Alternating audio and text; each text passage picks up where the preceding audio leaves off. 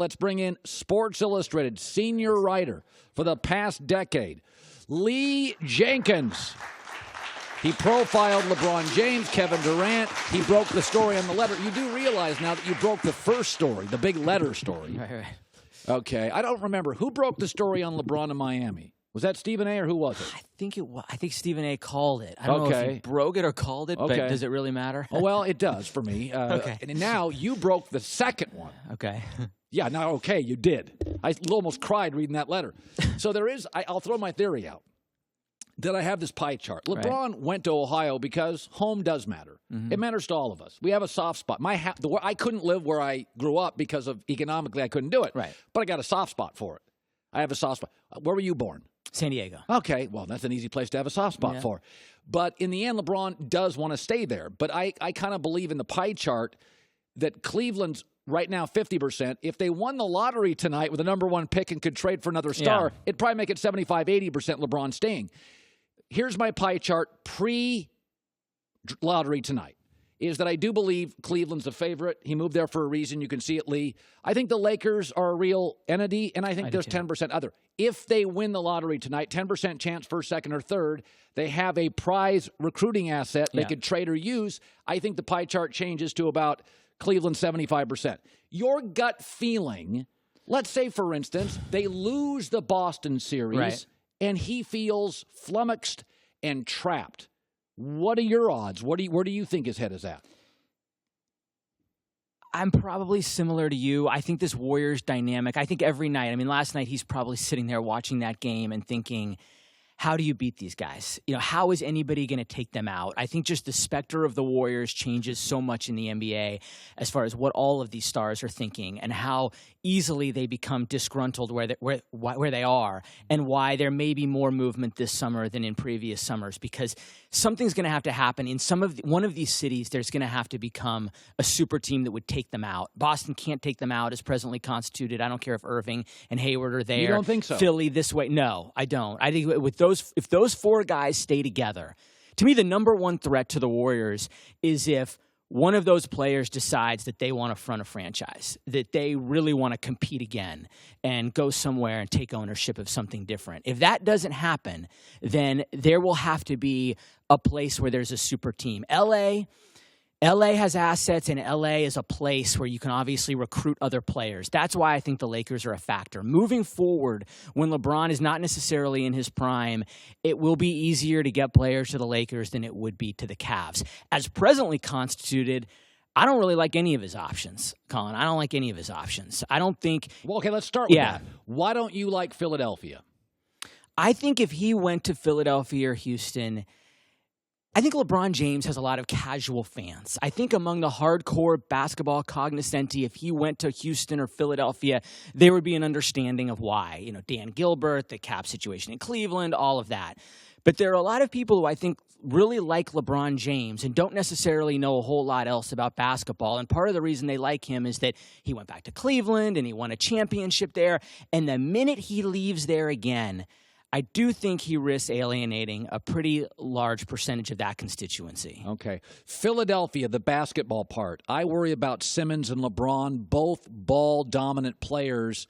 Do you think the basketball part of Philadelphia works? Yes. Oh, no, I think that's a concern. I definitely think he knows Ben Simmons as well as anybody knows him. It's also young players still finding their footing. What do young players want? They want to be the guy. There's an arc here. When players hit 26, 27, they really, really want to win. But when they're young, they usually want both, right? They want to win and they want to front a team. Does he want to go there and be there when Ben Simmons and Joel Embiid are kind of finding themselves, finding their place in the NBA as stars? He just went through that with Kyrie Irving. Kyrie Irving, he wanted to spread his wings and see how good he could be. Would LeBron want to go and do that with two young players who are still kind of at the early side of that arc? Now, in Houston, obviously those players are at the other end of that arc. It would be maybe the best passing team of all time if you had Harden, LeBron, and Chris Paul together. But then he exposes himself to an incredible backlash. Maybe he doesn't care, but it would be probably no different than Durant. And you also have to understand he's someone who having been with him right after those championships in Miami and right after the championship he won in Cleveland, he understands, I think, that rings are not all created equal. That there was a weight to the one he won in Cleveland that there just wasn't to the ones in Miami, even if it was his first and his second.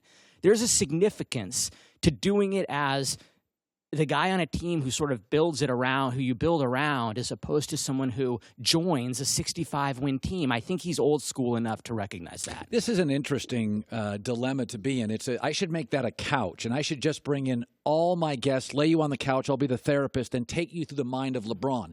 But let's say I'm LeBron, who's a very smart guy. Right. And in the end, we're all prisoners of the moment. Maybe you're not, but Kevin Durant leaves Boston. He's not loyal. Now we love him. Kevin Garnett, me, goes to Boston. A little pushback. Right. We love it. LeBron goes to Miami. In the end, we're like, it was the right move. Kevin Durant goes to Golden State. The minute he won a title, we were like, Durant's better than LeBron. LeBron. Yeah. In the end, LeBron knows if you win a title, it wins. It all goes away. And so if I'm LeBron, I'm sitting there and I've been joking about LeBrockets. If Houston gets vanquished here, I predicted a 5-gamer. I think Golden State's a dynasty. I think Houston's really good. I thought the Utah Jazz were really good. I thought Jordan was a dynasty. Right. Couldn't I argue? Veterans, he matters. He would be seen as beating a dynasty. Like, nothing against Philly or the Lakers.